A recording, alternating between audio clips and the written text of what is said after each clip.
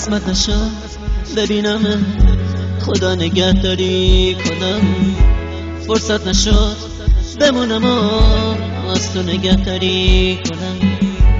گفتم اگه ببینمت دل کندنم سخته برام، اگه یه وقت بگی نرو رفتن پر از درد برام. گفتم صدا تو نشنوم ندیدم از پیشتم، پشت سرم زاری نکن چی کار کنم مسافرم.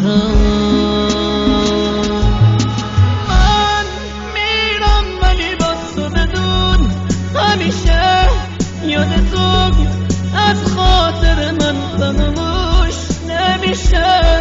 گل من خوب میدونی بی تو تک و تنهام عزیزم، اگه تو نباشی میمیرم. من میرم ولی باز تو بدون همیشه یاد تو از خاطر من فراموش نمیشه. گل من خوب میدونی بی تو تک و تنهام عزیزم، اگه تو نباشی میمیرم. نامه رو تو تهش بخون گریه نکن طاقت بیاد، نامه رو خط خطی نکن دو جمله رو هم دوام بیاد.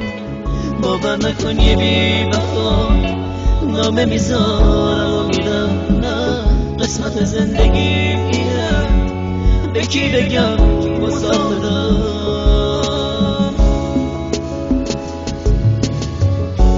سهم من از تو دوریه تو لحظه های بی کسی، قشنگیه قسمت ماست که ما به هم نمیرسیم. من میرم ولی باز تو بدون همیشه یاد تو از خاطر من فراموش نمیشه. گل من خوب میدونی بی تو تک و تنهام عزیزم، اگه تو نباشی میمیرم. من میرم ولی باز تو بدون همیشه یاد تو از خاطر من فراموش نمیشه.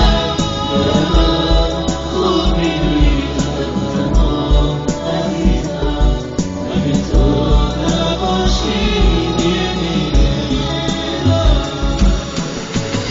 همیشه زنده میمونم با یاد ترانه ها، منو ببخش اگه باز عشقم چکی تو نامه ها.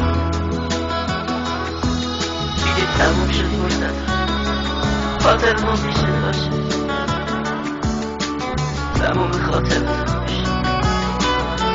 خدا نگهدارت باشه.